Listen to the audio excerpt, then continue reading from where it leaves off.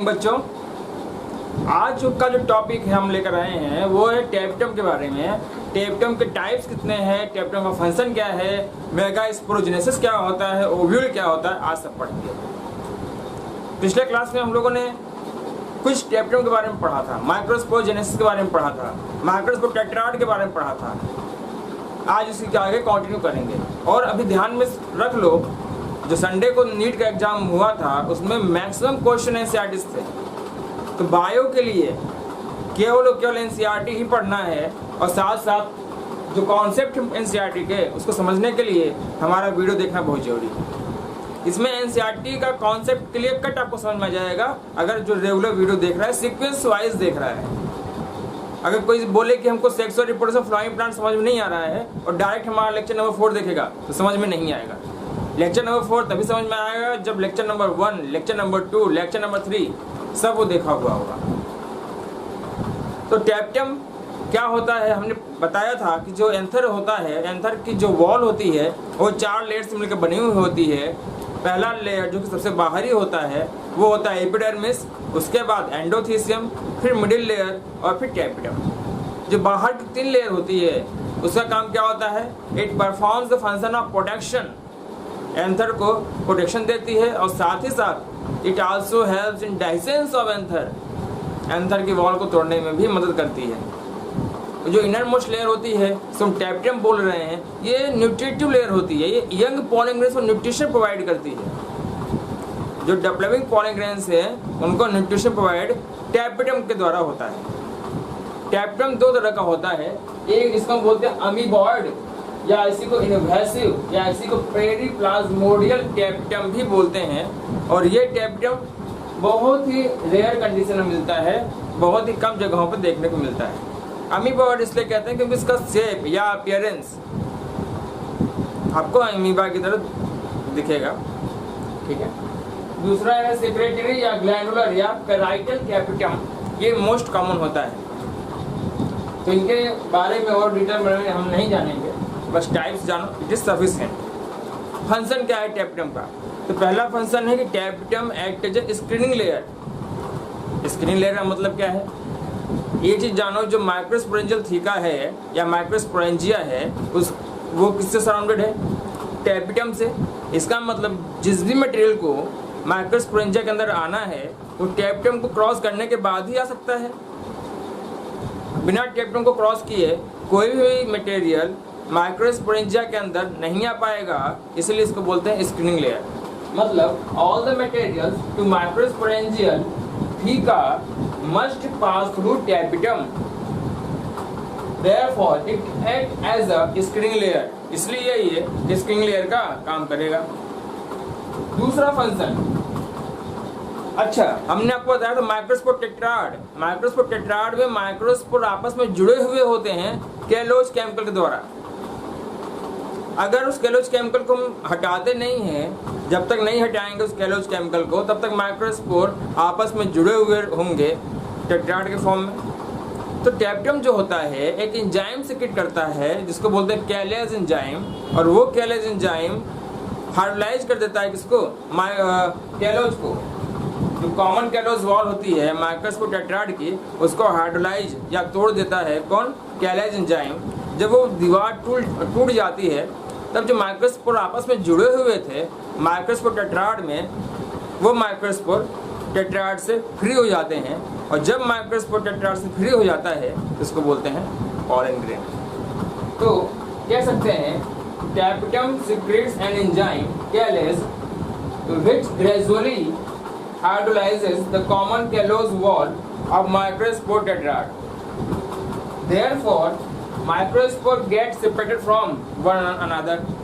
ठीक है, तो माइक्रोस्पोर एक दूसरे से क्या हो जाएंगे, अलग हो जाएंगे। ऐसे क्लियर? यहाँ बना लो, इन सब नोट्स में लिखते जाओ, साथ साथ कॉपी में लिखते जाओ, रिवीजन करने में बहुत मदद मिलेगी आप लोगों को, एग्जाम के टाइम में बहुत फायदा होगा। बना लीजिए इसको। जैसे बच्चों ये देखो हमारा है माइक्रोस्पोर टेट्राड, ये कॉमन कैलोज वॉल है, ये जो है कॉमन कैलोज वॉल है जिससे कि चारों माइक्रोस्पोर आपस में जुड़े हुए हैं। इस पर एक्ट किया कैलेज एंजाइम। अब कैलेज एंजाइम जब कॉमन कैलोज वॉल पर काम किया तो ये वॉल टूट गया, हाइड्रोलाइज हो गया, जिससे कि चारों माइक्रोस्पोर अलग हो गए। और जब माइक्रोस्पोर अलग हो गए तो क्या कहोगे इसको? Pollen grain. इसका मतलब ये क्या बन गया? पॉलन ग्रेन बन गया। ठीक है, ये क्या बन गया? पॉलन ग्रेन बन गया। ठीक है, तीसरा फंक्शन जानो, जो टेप्टम होता है वो स्पोरोपोलेनिन सिक्रीट करता है। स्पोरोपोलेनिन किस फॉर्म में करता है? उबिस्क बॉडी। ठीक है, स्पोरोपोलेनिन का सिक्रेशन भी टेप्टम ही करता है in the form of Ubisch body, या हम ये भी कह सकते हैं कि उबिस्क बॉडी क्या होता है? कि स्पोरोपोलेनिन का एक फॉर्म है ना। यूबिस्क बॉडी का जो अर्लियर स्टेज होता है डेवलपमेंट का, मतलब जो शुरुआती यूबिस्क बॉडीज होते हैं, ठीक है, जो अर्लियर स्टेज में हमको यूबिस्क बॉडी देखने को मिलता है उसको हम लोग प्रो यूबिस्क बॉडी बोलते हैं। Pro Ubisch body means Ubisch body in the earlier stage of development. तो टेप्टम क्या सिक्रीट करता है? Sporopollenin in the form of Ubisch bodies. Sporopollenin हमारे काम का है। कभी कभी क्या होता है कि जो पोलन ग्रेन का फॉसिल कैरेक्टर होता है, fossilisation of pollen grain is mainly due to sporopollenin.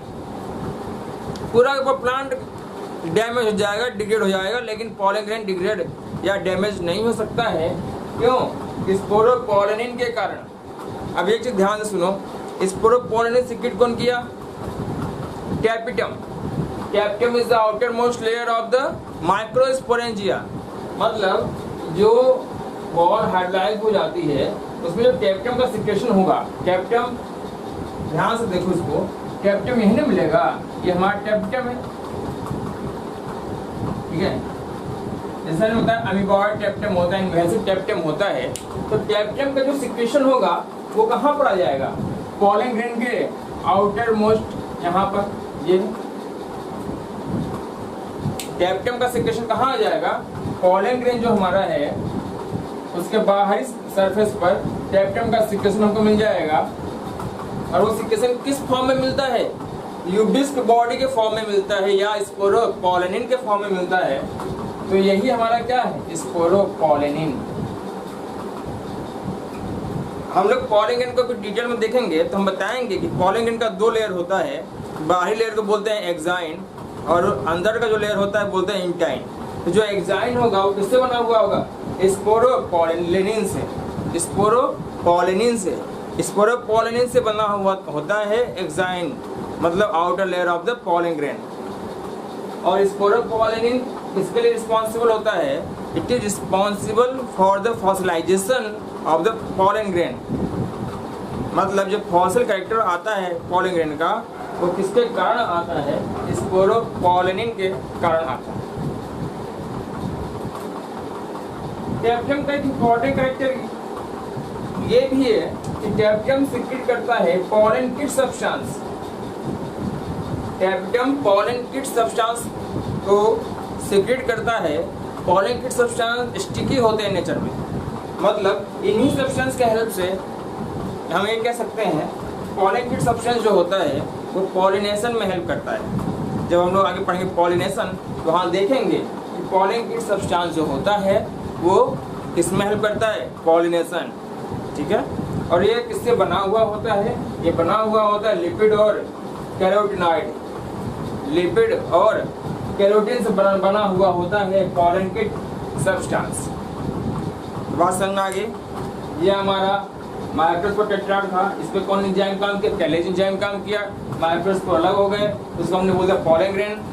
अब इस पोलन ग्रेन के ऊपर टेप्टम का सिक्रेशन आया, उसको मैंने बोला यूबिस्क बॉडी। यूबिस्क बॉडी का एक फॉर्म क्या होता है? स्पोरोपोलेनिन। स्पोरोपोलेनिन किसके लिए रिस्पॉन्सिबल है? It is responsible for the fossilisation of the pollen grain. मतलब पूरा पोलन ग्रेन खत्म हो सकता है लेकिन स्पोरोपोलेनिन डिग्रेड नहीं होगा। पूरा प्लांट डिग्रेड हो सकता है लेकिन स्पोरोपोलेनिन डिग्रेड नहीं होगा। हाई टेम्परेचर पे भी ये स्टेबल होता है। और साथ ही साथ ये सिक्रीट करता है टेप्टम। टेप्टम क्या सिक्रीट करता है? टेप्टम also secretes pollen kit substances and this substances is actually a mixture of lipid and carotenoid and this polen kit substances helps in entomophily. Pollination अगर इंसेक्ट के द्वारा होता है तो उसको क्या बोलते हैं? एंटोमोफिली।